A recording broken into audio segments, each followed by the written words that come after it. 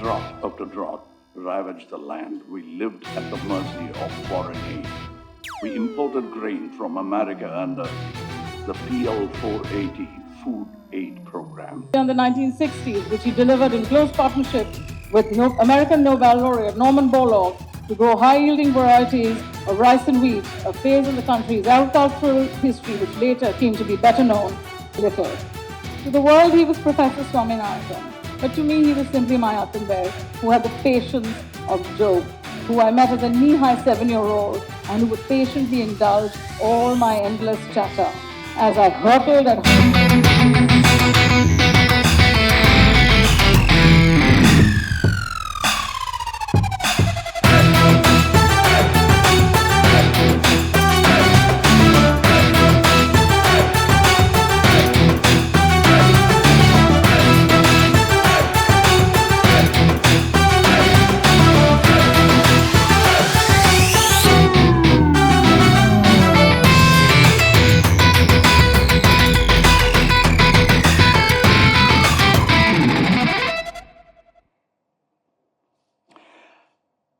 How many of us think of Mangamba Sambasivam Swaminathan when we drive through either Kumbakonam, Chennai, or for that matter, any town in India?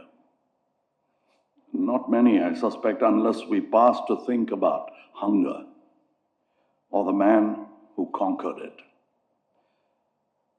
Our cities today overflow with choices.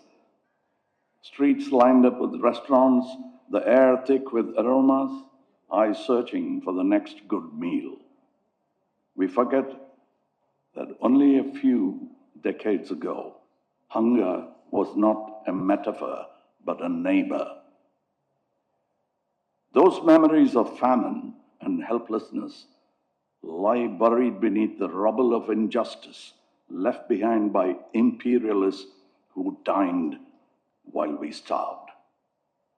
The Annadhata of India, even that noble title cannot fully encompass the man or describe him.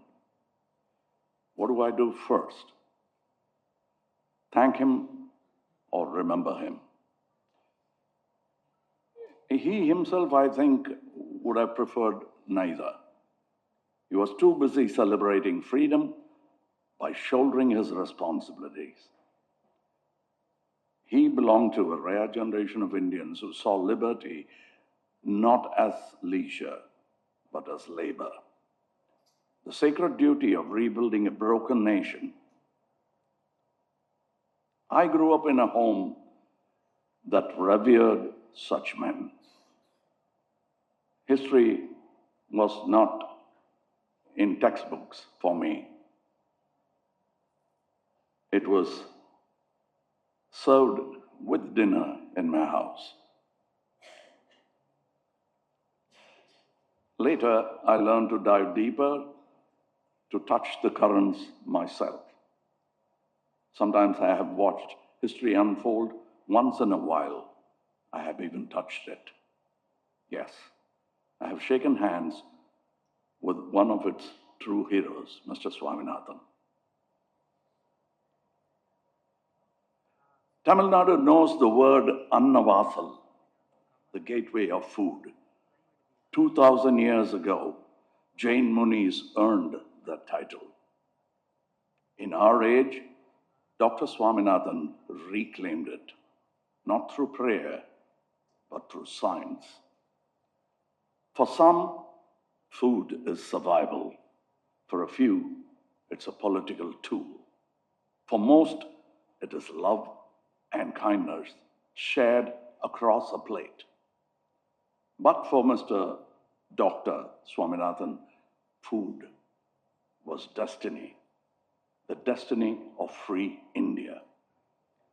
There was a time when the world believed it is impossible for India to feed itself. Drought after drought ravaged the land. We lived at the mercy of foreign aid. We imported grain from America under the PL 480 Food Aid Program. Wheat unfit for their plates, but deemed good enough for ours. It was humiliation disguised as help. And then came a friendship between two men of science, one American, one Indian, that defied impossibility. Dr. Norman Borlaug and Dr. M.S. Swaminathan. Borlaug, the agri-scientist who won the Nobel Prize for achieving peace through wheat, not war. And Dr. Swaminathan, who showed that peace and self-reliance begin not in the halls of power, but in the paddy fields of a hungry nation. Together, they saved millions from hunger and nourished billions yet unborn. Together, they gifted India the miracle of dwarf wheat. Before then, our wheat was top-heavy. It collapsed under the weight of its own promise. This new wheat stood firm, proud, unbending, like the India that would soon rise with it. Dr. Swaminathan understood what few did, that food security is the first linchpin of national security. Unless we became a food surplus nation, we could never stand up to the neo-colonial powers. Without him, India might never have had that policy, independence to make her own choice. Be it in 1971 war or the 1974 Pokhran test, the trinity of Dr. Swaminathan's life could be crystallized as dream, sow, and awaken. He dreamt so that India could eat. He sowed so that India could stand tall. He worked so India could dream again. This book, The Man Who Fed India, captures not just his achievements, but the quiet fire that powered him. Within these pages are glimpses of a man behind the legend and the humility that made greatness look effortless.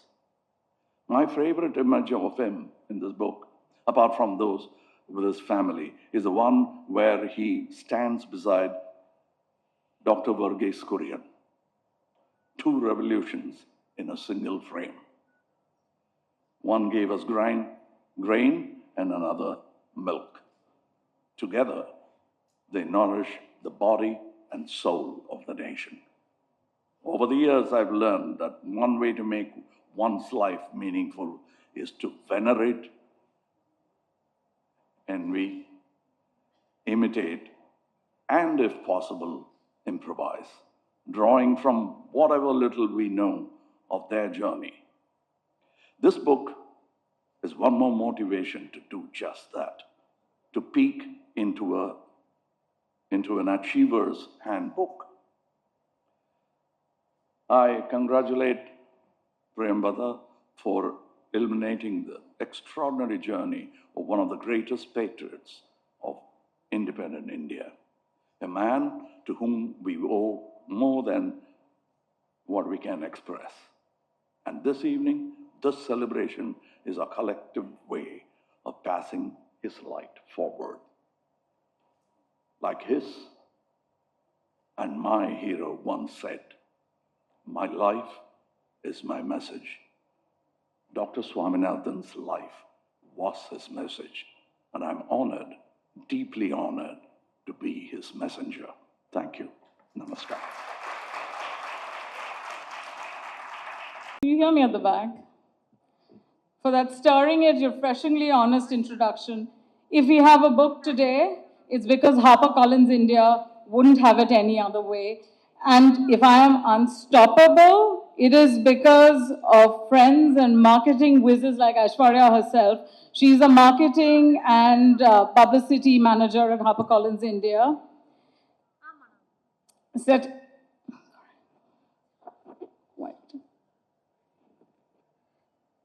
Set every possible gear in motion as they walked a lonely, often hard road with me, all the while infusing my book with a life force of its own as we celebrate one of India's greatest sons, a colossus of Indian science, and in my opinion, one of the greatest Indians who walked these paths since Mahatma Gandhi in his centennial year. Vanakkam, Chennai. Thank you all for graciously hosting me here today as I finally bring my book home. This is where it all started. And when I say that, I'm not just referencing Professor Swaminathan's life, which was where he was born in Kumbakonam in the erstwhile Madras Presidency in 1925, but the fact that this great city is intertwined with so many of our own lives as well. My husband was born here, and my parents and in-laws both started their married lives here in the 1970s. And in 2003, my husband and I got married here as well. My dad spent his childhood here, and as a part Tamilian girl, my late mother was Bengali. I have tons of family here as well. So this is a homecoming on very different levels for so many of us. My gratitude and thanks to my very distinguished speakers, both icons in their own right, the Honorable Consul Generals, policy and think tank heads, senior bureaucrats, honorable members of the press, ladies and gentlemen, friends and family, and it's generally heartwarming to see so many members of my family, many of whom I'm actually meeting for the first time after my wedding, which was back in 2003. That's 22 years later. Good evening and a warm welcome to you for your support and encouragement, for braving the elements weaving through Chennai's traffic, heaving traffic, which I'm sure tested your patience, and for being here. Countries, cities, and physically lived spaces wittingly, often unwittingly, test and set the tone of our lives. They lend to our stories and they shape our psyche. Chennai, too, torched Professor Swaminathan's psyche, and it was here that his initial ideas took root, which later on found a permanent home in a red and brick mortar building, which is today better known as MSSRF, the MS Swaminathan Research Foundation, his eponymous foundation, which was built because he had promised C.V. Raman that one day when India's public polity didn't need him for so long, he turned his eyes to research and set up something to further the cause of science in India. Centuries ago, the Roman philosopher Seneca the Younger said, "A hungry person listens not to reason, nor cares for justice, nor is bent by any prayer. He wants food today." This sentiment was richly echoed millennia later by a well-known television anchor in India, here I'm referencing Shekhar Gupta, who once very tellingly remarked at the beginning of an interview on his eponymous talk show, Walk the Talk, that if there is food on our plates today, and if 1.4 billion people in India don't go to bed hungry anymore, we have Professor Swaminathan to thank for that.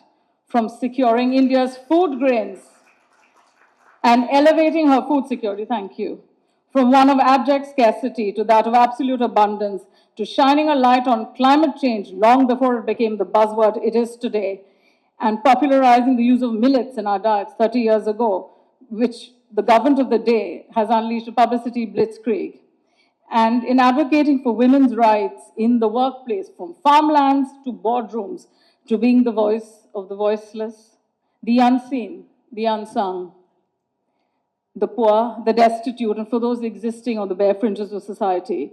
Mangamba Sambasivan Swaminathan, or MS Swaminathan's life, encompassed all this and so much very more.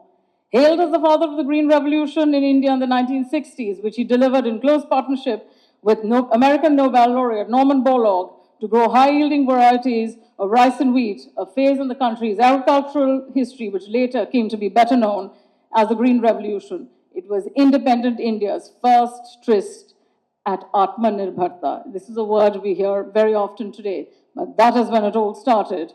Pinned to the wall in the 1960s by endlessly draining PL 480, that is Public Law 480, wheat imports from the United States, Mrs. Gandhi and Professor Swaminathan only had science to turn to.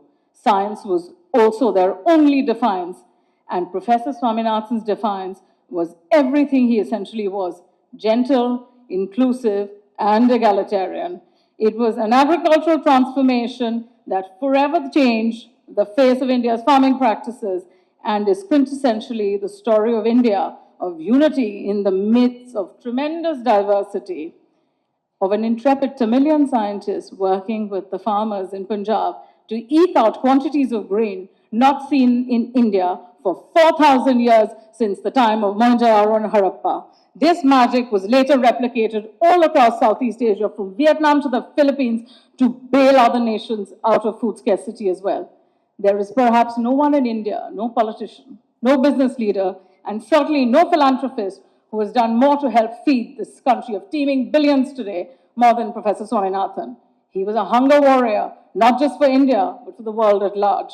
Because freedom from hunger, more than others, is the most fundamental freedom of them all. And food, more than anything else, is the ultimate currency of life. M.S. Swaminathan was not just an agricultural scientist of such laurels. He was also much ahead of his time. He was a humanist, an ardent feminist, a Gandhian, a technocrat, a conservationist, a philosopher, an institution builder, and a mentor and guide to millions of farmers who call him their own today. Born on the 7th of August 1925, the second of 4 siblings, he was expected to become a medical doctor and follow in the footsteps of his brilliant surgeon father, who departed the world when he was a very young boy of 11.